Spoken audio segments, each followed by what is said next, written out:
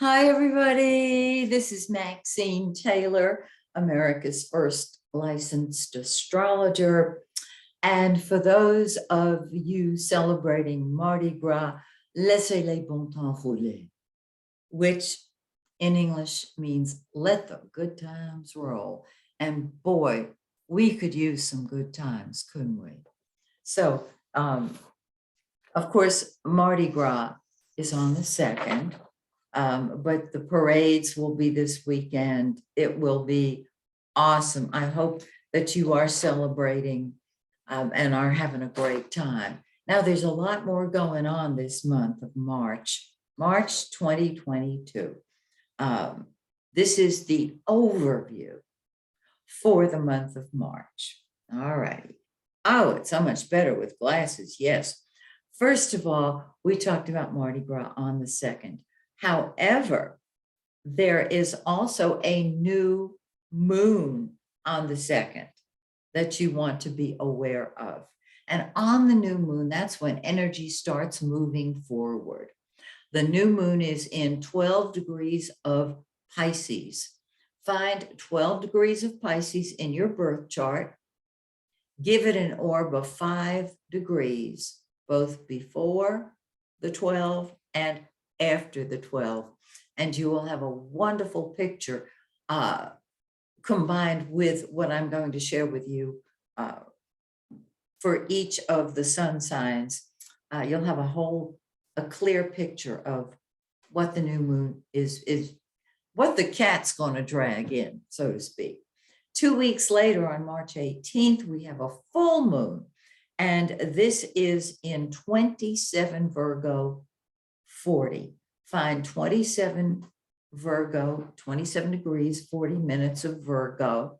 And this is where the energy will come to a head. Of course, when I do my individual forecasts for each sign, I will tell you where these lunations are for your new moon and your full moon based on your sun sign. Combine that with your birth chart and you have the whole picture. Now,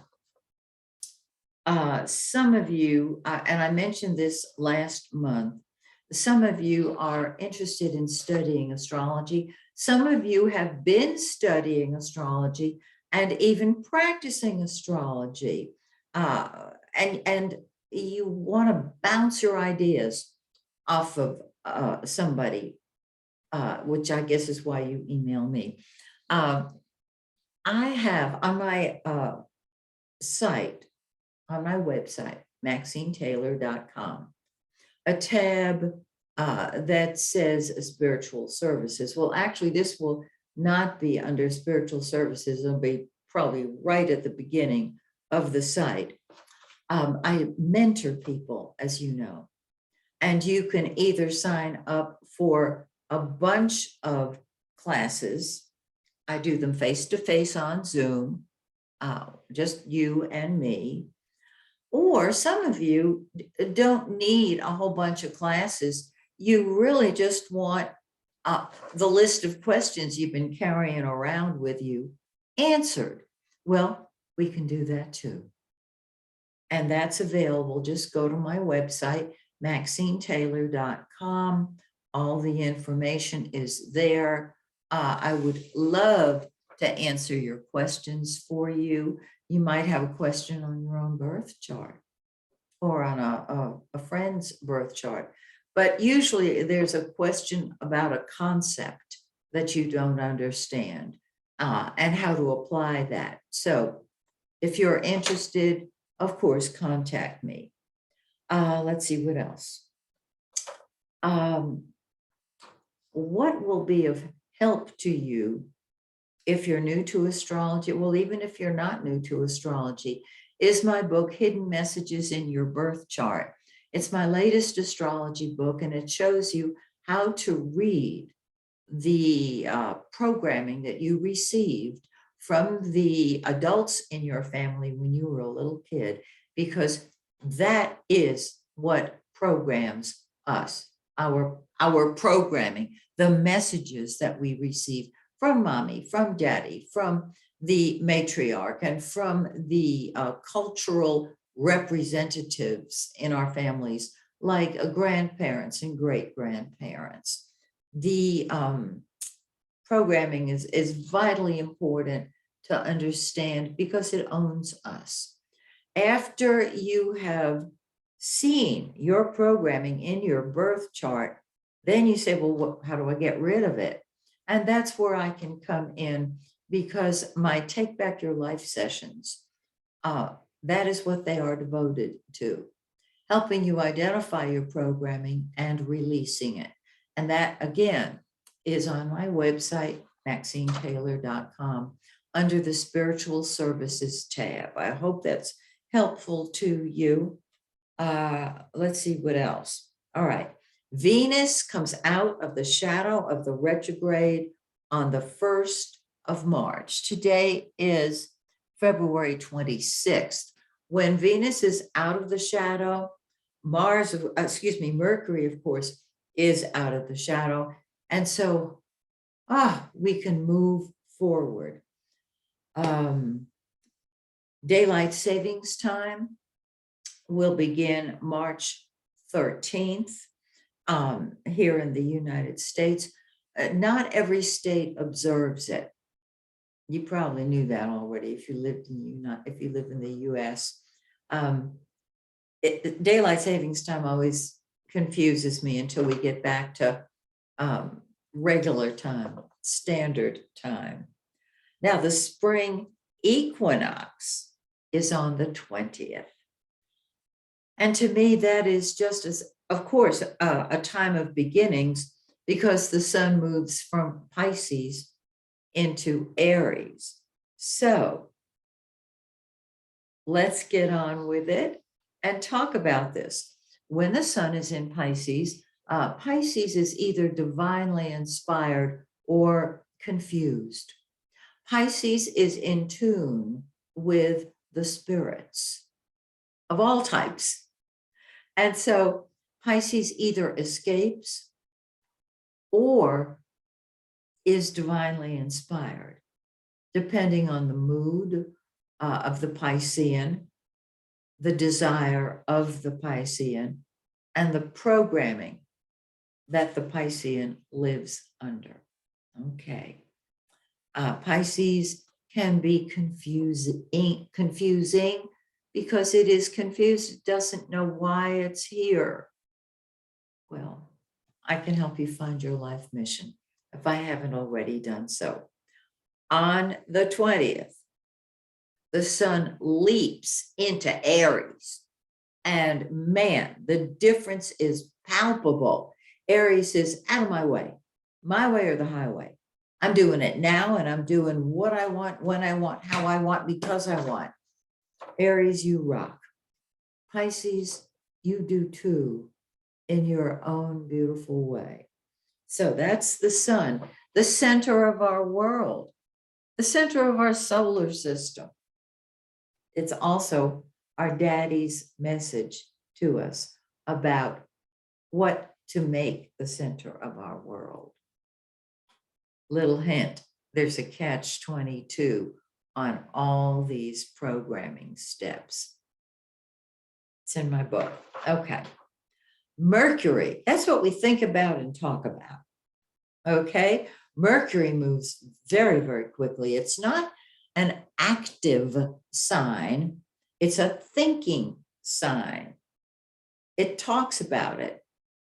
And so if it works hand in hand with the sun, that is when creativity begins.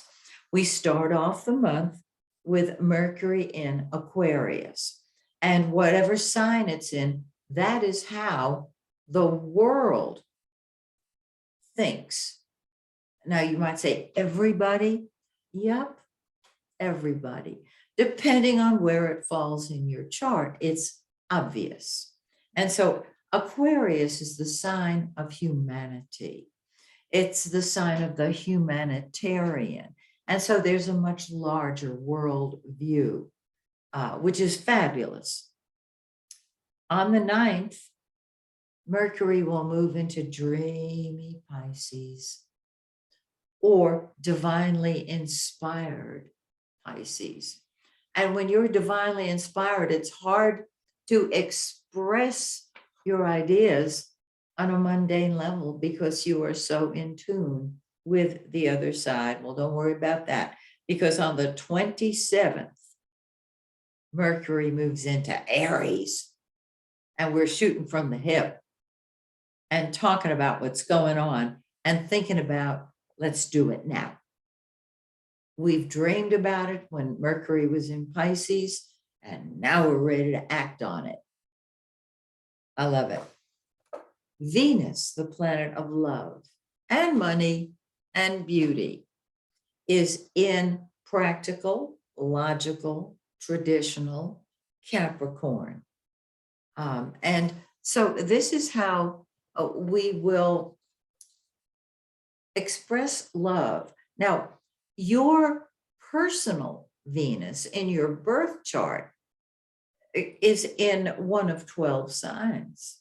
It's not necessarily in Capricorn, but the area of your birth chart, which is has Capricorn on the cusp, this is where Venus is operating till the 5th, when it moves into Aquarius. And once again, our love nature becomes more what's best for the whole. There is a humanitarian movement across the world. Remember, this is for everybody, not just you and me. And I love when the planets are in Aquarius, because that's what's best for the whole. And our consciousness on the whole is awakened beautifully. Oh, and with everything going on in the world today, we really need that. Now, hand in hand with Venus is Mars. Mars is action, Mars is energy, Mars is gunfire, Mars is war, Mars is sex, Mars is what we fight with and fight for. It starts off in Capricorn, just like Venus does. So we have love and passion, or love and anger, hand in hand. Venus moves into Aquarius on the 5th. Mars moves into Aquarius on the 6th. And so we've got passion and love in a very humanitarian sign. I just love that. This will galvanize everybody, especially with current events. And this is not a political channel. I'm not going to talk about politics, but you can see how this fits in so beautifully with the world situation right now. Now, I want to mention something that those of you who are advanced students of astrology are probably familiar with. And I'm talking about the parallels and contraparallels between the planets.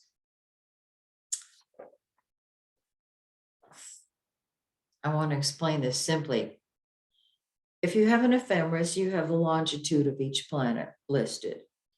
You also, if you have the Rosicrucian ephemeris, you have the declinations of the planets. And that's their position north or south of the celestial equator. I've lost some of you already on this, I understand. This is just for, this explanation will only last another few seconds, and then I'll explain it and define it. When two planets are within 1 degree of each other, declination-wise, whether it's north or south of the celestial equator, they are either parallel or contraparallel. A parallel is the same as a conjunction, and a contraparallel is the same as an opposition. Okay, I'm finished with the advanced explanation. What this means is that both Venus and Saturn are within 1 degree of each other declination-wise. They have been since January, and they will end on March 25th. Think of a Venus-Saturn conjunction.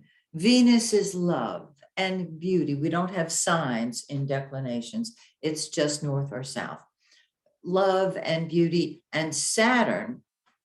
And you know, I'm a very positive person when I read a chart. When we're dealing with millions of people, we're dealing with a mundane interpretation. And so I go back to the traditional interpretation of reality, restriction, conservatism, a holding back, a dampening, a tamping down. And so this is Venus, love, being held to account by Saturn. And the energy, I've noticed, has been down, just plain old down. So I'm very happy to say that the parallel between Venus and Saturn will be over March 25th. Now, don't expect a Jupiterian response, because that is just not what will be going on. But the Saturn parallel Venus will start moving out of range, and that heaviness hopefully will lift. And so, on that note, I want to wish you a wonderful March. Excuse me. I started off in French. I'm finishing in French. Mouse, of course, is March. I hope that you will join me next month when once again we get together. The sun will be in Aries, and it'll be a whole different tone. Until then, this is Maxine Taylor saying, may the stars shine brightly on you and yours. Bye for now, my dear friends.